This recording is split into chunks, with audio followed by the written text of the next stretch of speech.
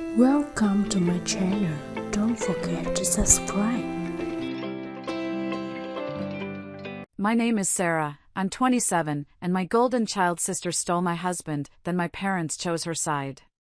Before I tell you about the ultimate revenge I got on all of them, let me know where you're watching from in the comments.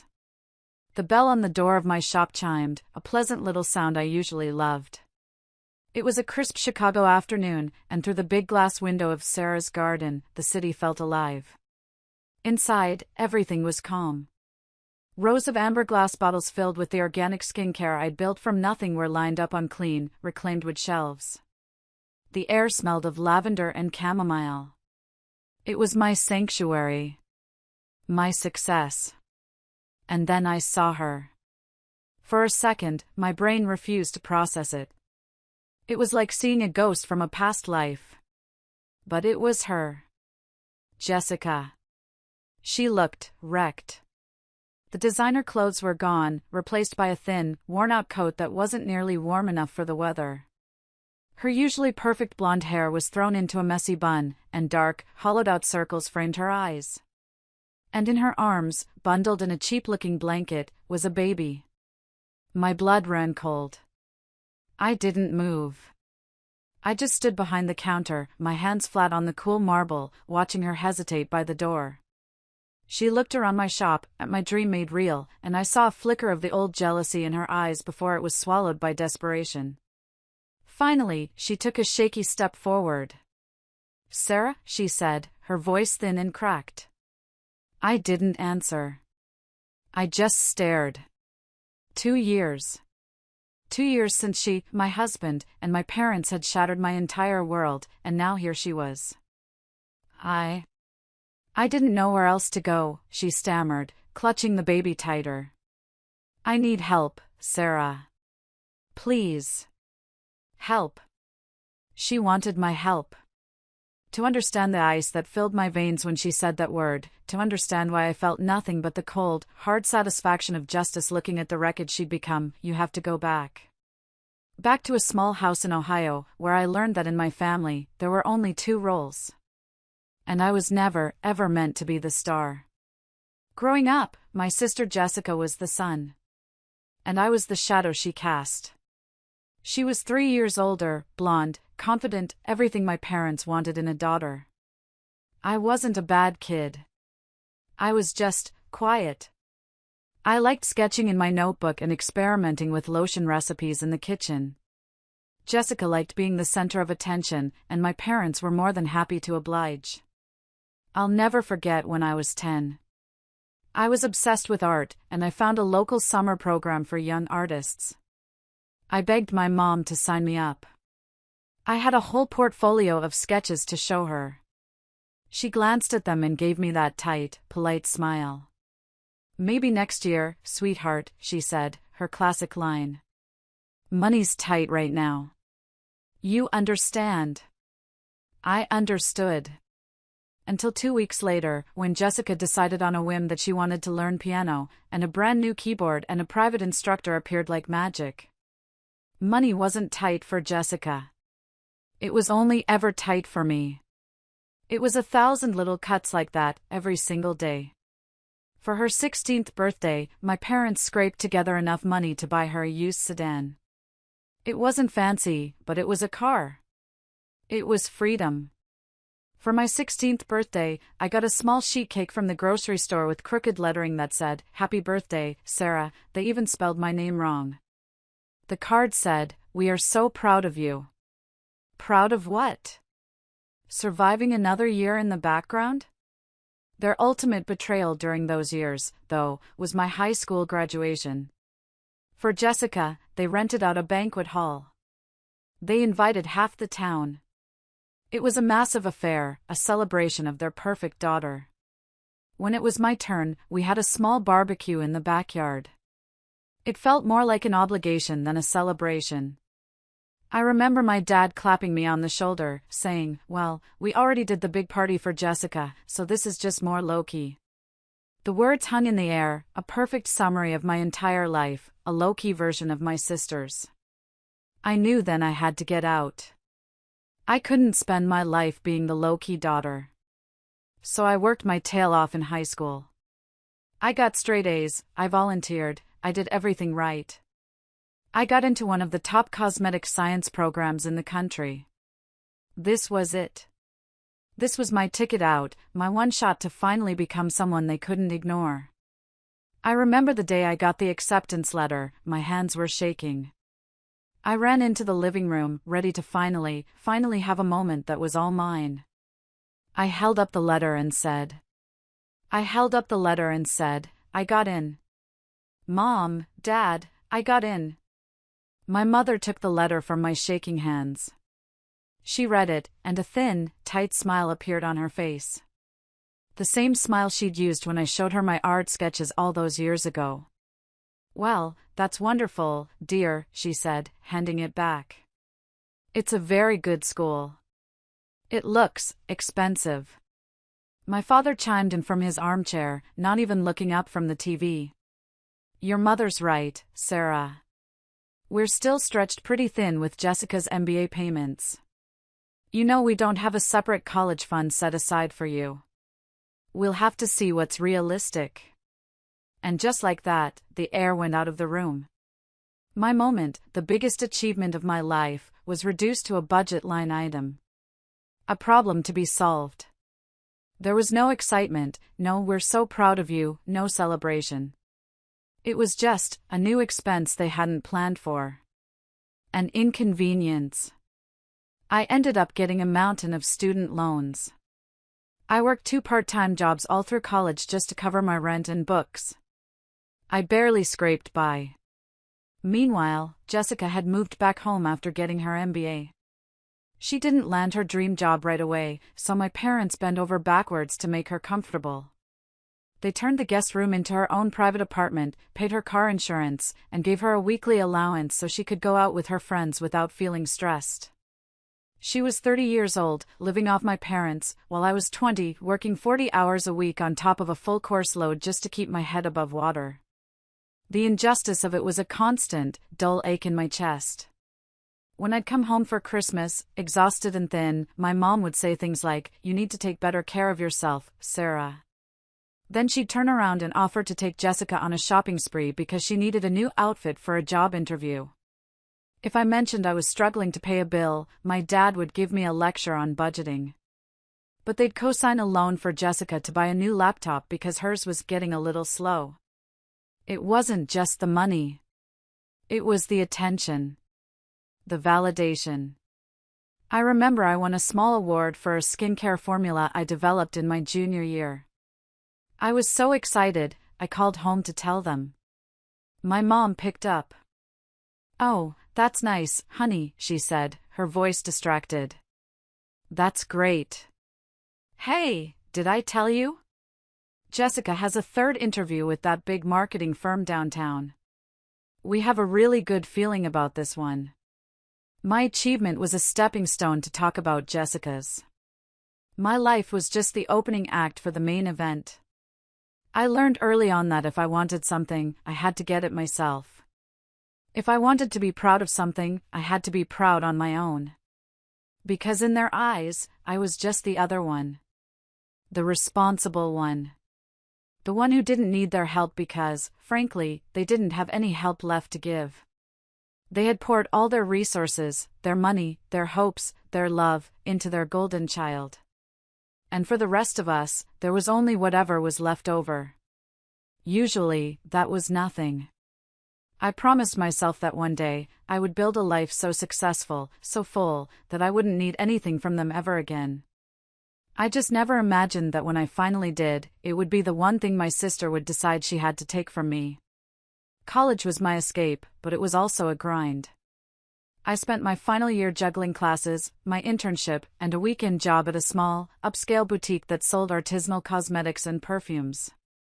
It wasn't glamorous, I was mostly restocking shelves and ringing up customers, but I loved being surrounded by the things I was passionate about. That shop is where I met Mark. He walked in one rainy Saturday afternoon. He was tall, impeccably dressed in a tailored suit, and had a kind of easy confidence that made everyone in the room turn their heads. I figured he was just another wealthy guy looking for an expensive gift to impress a girlfriend. But he surprised me. He came right up to my counter and asked about a specific facial oil, questioning me about the ingredients, the sourcing, the formulation. He wasn't just reading a label, he was genuinely interested. We ended up talking for nearly an hour. Not just about skincare, but about business, about passion, about building something from the ground up. I learned he ran a successful tech startup, but he spoke about it with a quiet humility that was completely disarming. He listened to me talk about my dreams of creating my own skincare line with an intensity that no one, not even my own family, had ever shown me before. For the first time in a very long time, I felt seen. He came back the next week. And the week after that. He'd make up excuses to buy something small, but we both knew he was there to talk to me. Finally, he asked me out. I was a nervous wreck. I was a broke college student who bought her jeans at Target. He was a successful entrepreneur who drove a Porsche. But he didn't care about any of that. He said he admired my drive, my passion. He made me feel like the most interesting person in the world. Our relationship felt like a fairy tale. He was supportive in ways I wasn't used to. He'd send takeout to the library when I was studying late. He'd listen to me ramble about polymer chains and hyaluronic acid and act like it was the most fascinating thing he'd ever heard. He became my biggest cheerleader. A year later, on a rooftop restaurant overlooking the city, he asked me to marry him. I said yes without a second of hesitation. It was the easiest decision I'd ever made. I had finally found my person, my first choice. Of course, when I told my parents, their reaction was predictably awful. A tech startup? Oh, he must be doing very well for himself, was the first thing my mother said. Not, congratulations, or, I'm so happy for you. It was all about his salary. My father was even worse. Well, at least you won't have to worry about those student loans anymore, he said with a chuckle. They didn't ask about the proposal. They didn't ask to see the ring. They just saw dollar signs. At our engagement dinner, my mother leaned over and whispered in my ear, "You know, Mark must have some successful friends.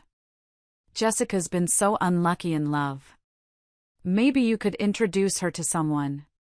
It felt like a punch to the gut. My happiness wasn't my own, it was a resource to be mined for my sister. The wedding was beautiful, but it was also the beginning of the end. Jessica showed up in a champagne-colored dress that was so close to white it made people stare. She spent the entire night fluttering around Mark's colleagues and investors, laughing too loudly at their jokes, acting less like the maid of honor and more like the hostess. The worst part came during the reception. She pulled me aside near the gift table, a fake, syrupy smile plastered on her face. "I'm so happy for you, Sarah," she said, squeezing my arm. Then she leaned in closer, her voice dropping to a conspiratorial whisper. "I'm just worried about you, Sarah. Mark's world is so high-powered. I saw him at a gala last month and some women, model types, were all over him.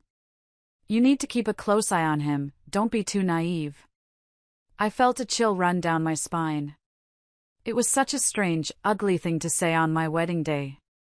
She framed it as concern, but it felt like a threat.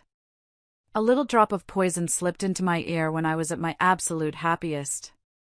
I tried to brush it off, to tell myself she was just being a sister, maybe a clumsy, jealous one. But a cold feeling settled in my stomach, a feeling that something was deeply, deeply wrong.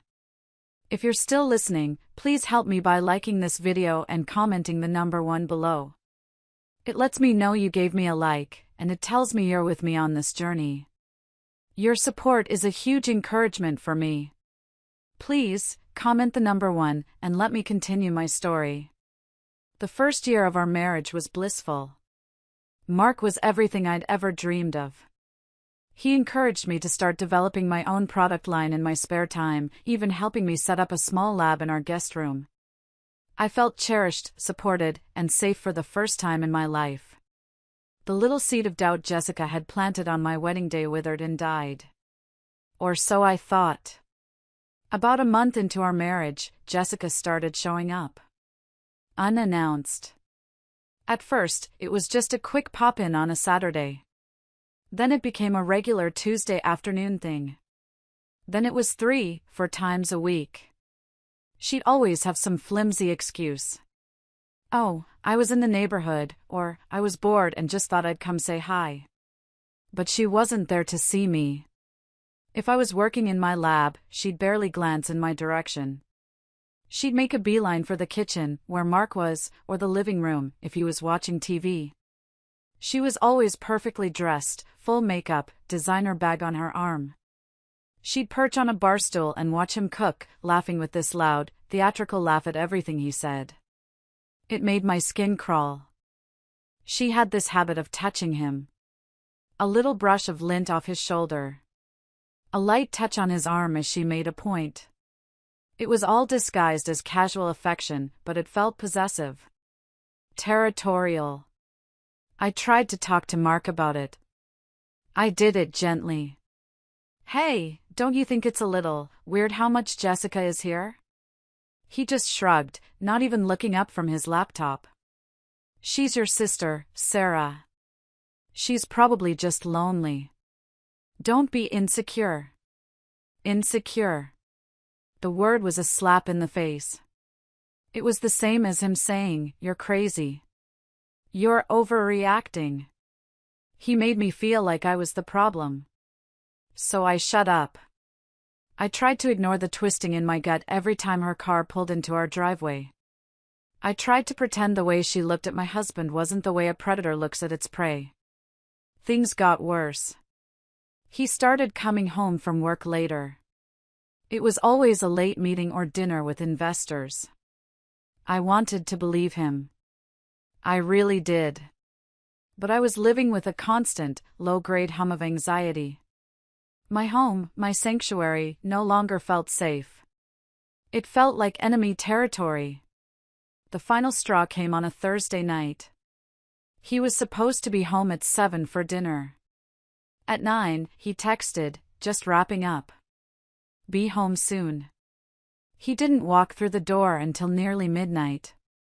The moment he stepped inside, I knew. I didn't even have to see his face. I could smell it. A perfume. It was a heavy, floral scent, jasmine and vanilla, with a top note of something sharp and sweet. As a cosmetic scientist, my nose is my instrument. I know every scent in my collection, every oil, every extract. And that scent was not one of mine. I just stood there in the hallway, frozen, as he walked past me, muttering something about a brutal meeting. My voice came out as a whisper. "What is that smell, Mark?" He stopped. He turned around slowly. He couldn't even meet my eyes. "What are you talking about?" "The perfume," I said, my voice getting stronger. "On your collar." "Who is she?" He looked at me then, and his face was a mask of guilt. He didn't even try to lie. He just ran a hand through his hair and let out a long, slow breath. The kind of breath a man takes before he shatters your entire world. "Sarah," he started, and his voice was full of that fake, pathetic pity. "Jessica and I, we're in love." The words didn't feel real. They just hung there in the air between us, obscene and impossible. My sister. My husband.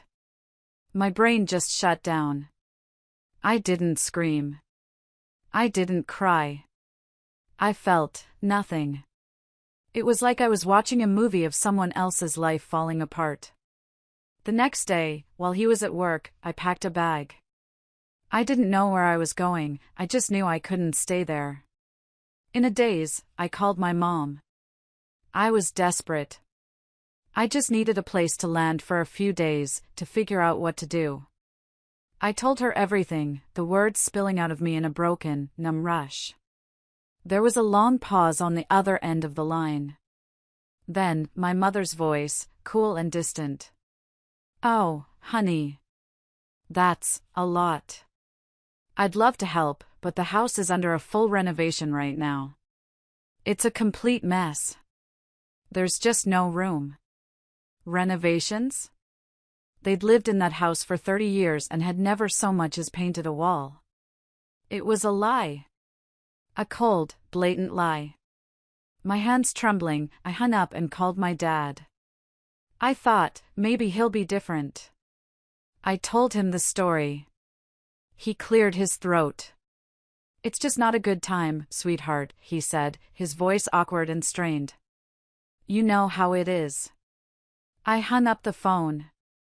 And that's when the numbness finally shattered, and the pain hit me like a physical blow. It wasn't just a betrayal. It was a complete and total abandonment.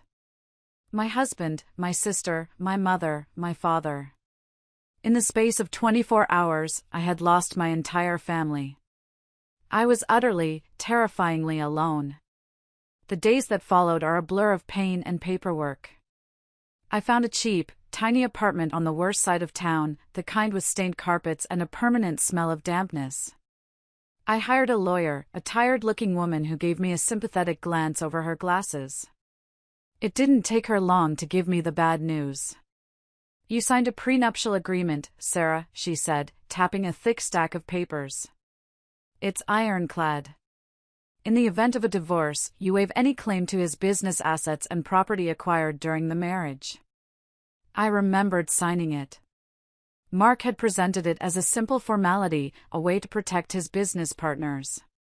I was so in love, so trusting, I would have signed anything he put in front of me. Now, that piece of paper was a weapon being used against me.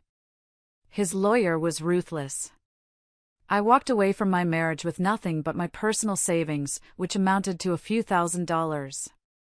I was officially divorced, broke, and homeless. But I still had my job at the boutique. It wasn't much, but it was a paycheck. It was a small island of normalcy in a sea of chaos. I thought, at least I have this. At least I can pay my rent. I was wrong. I showed up for work the following Monday, my eyes puffy from crying, but determined to put on a brave face. My manager, who had always been so warm and friendly, wouldn't look me in the eye. She called me into her tiny office. "Sarah," she said, staring at a spot on the wall behind my head. "I'm so sorry. We're going to have to let you go. It's a restructuring. It's not working out." It didn't make any sense. I was one of her best employees.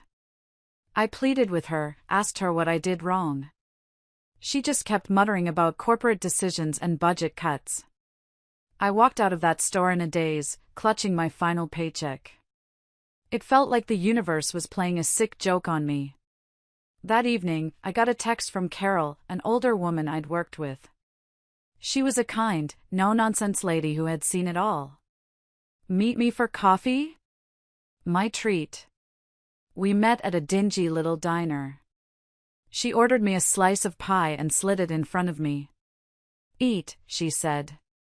"You look like a ghost." Then she leaned forward, her voice low. "It wasn't a restructuring, honey. It was Mark." I just stared at her.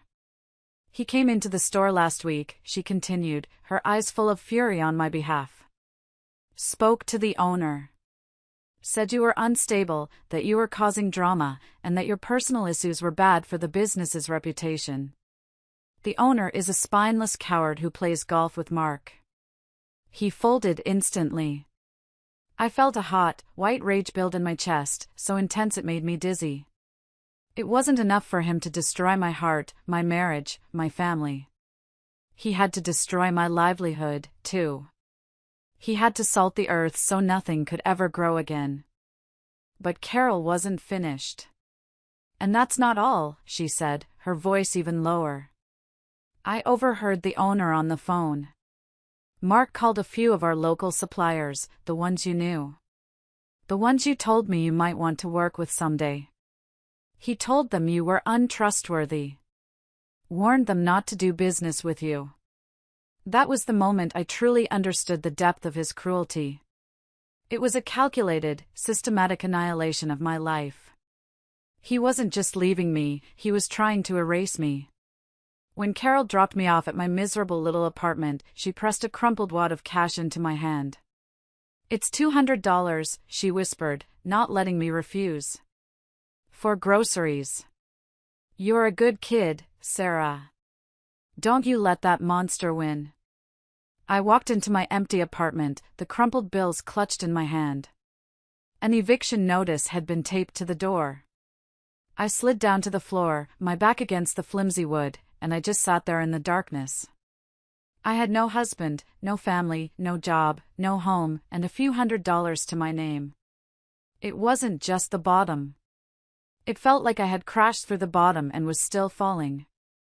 I don't know how long I sat on that floor. Hours, maybe a whole day. The eviction notice stared at me like a tombstone.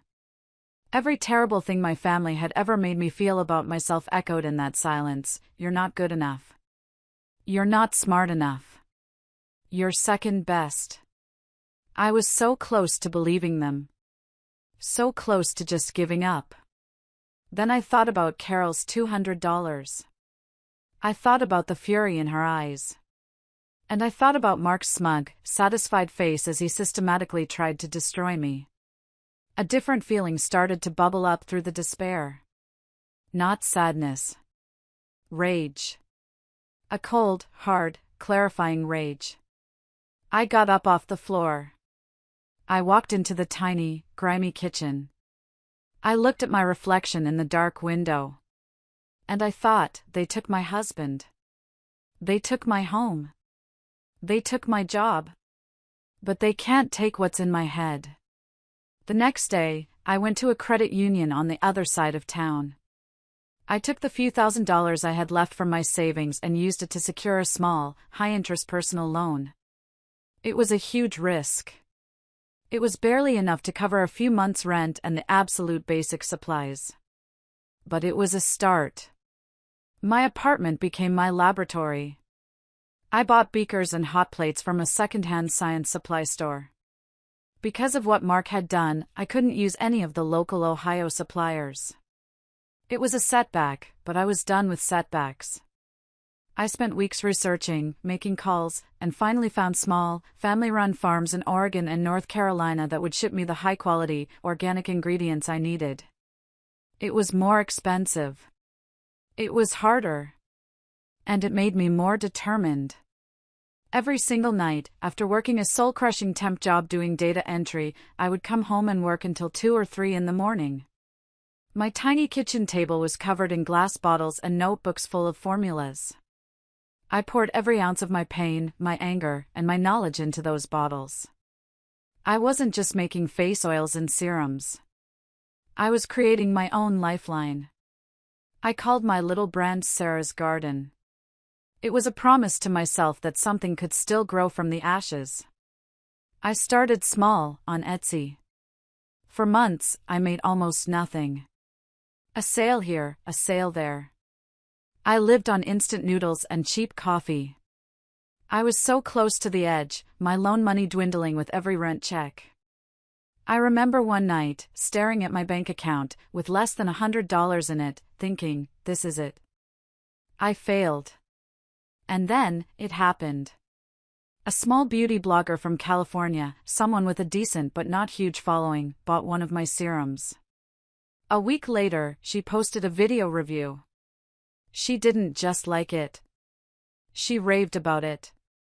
She talked about the quality of the ingredients, the unique formulation, the story of a small, woman-owned business.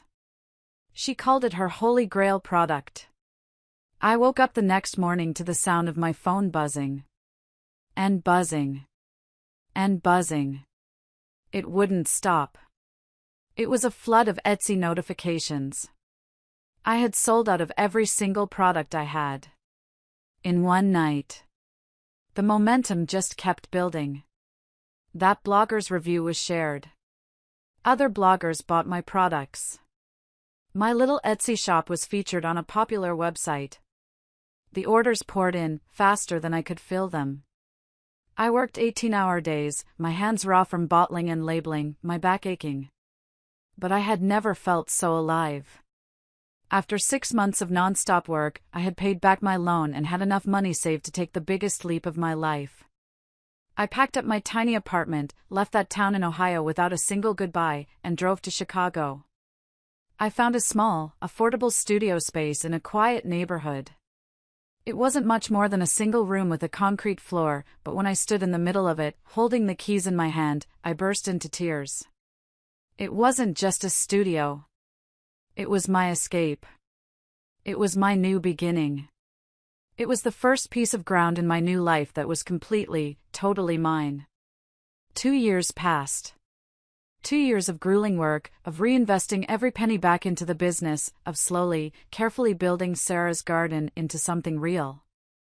The small studio gave way to a larger workshop, and finally, to my first storefront in a beautiful Chicago neighborhood. The same one Jessica had just stumbled into. Seeing her standing there, a ghost from a life I had fought tooth and nail to leave behind, was jarring. But as she stood there, pleading, I wasn't the same broken girl she had left behind in Ohio. I was a businesswoman. A survivor. I have nowhere else to go, she sobbed, and the baby in her arms started to fuss. Mark threw me out. He cut me off completely. I just looked at her, my face a blank mask. I felt a cold, detached curiosity. Threw you out? Why? I thought you two were so in love. The words were laced with acid, and she flinched. He found out, she stammered, looking down at the floor. I made a mistake. I was lonely. A mistake? I repeated, my voice dangerously quiet. You mean like the mistake you made when you slept with my husband? Or the mistake you made when you let my parents abandon me? You're going to have to be more specific, Jessica. Tears were streaming down her face now, the ugly, snotty kind. This wasn't the confident, radiant Jessica everyone loved. This was someone I didn't recognize. He found out I was cheating on him, she whispered, the words barely audible. And the baby, she trailed off, her voice breaking. I waited. The silence in the shop was deafening. She finally looked up at me, her eyes full of a terror I'd never seen before. The baby, he's not Mark's. The bomb dropped into the quiet of my shop, and for a moment, I actually felt my jaw go slack. The sheer, bottomless depth of her deceit was almost impressive. She hadn't just stolen my husband. She had built a whole new life on a mountain of lies, and now it had all come crashing down on top of her. I looked at the innocent baby in her arms, and a flicker of pity went through me, pity for this child, born into such a mess. But then I looked back at Jessica's face, the face of the sister who had smiled at me on my wedding day while poisoning my mind, and the pity vanished, replaced by a cold, hard finality. So let me get this straight, I said, my voice steady. You blew up my life for a man you then cheated on. You had another man's baby while living off my ex-husband's money. And now that the whole charade has fallen apart, you've come to me for a bailout. Is that about the size of it? She just sobbed harder. I have nothing, Sarah. No money, no home. Our parents, they can't help anymore. You're all I have left. I almost laughed. You have some nerve, Jessica. Coming here, to the life I built from the ashes of the one you burned down. You didn't care about me when I was on the floor of a miserable apartment with an eviction notice on the door.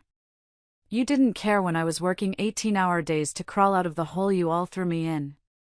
You and Mom and Dad made your choice. You chose the golden child. I walked from behind the counter, my steps even and deliberate.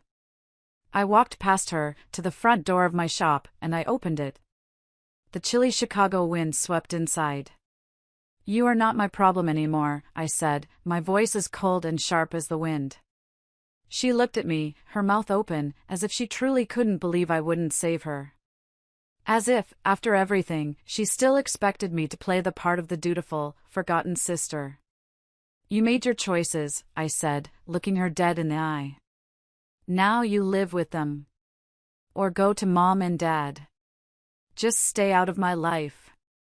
She stood there for a long moment, frozen, hope draining from her face.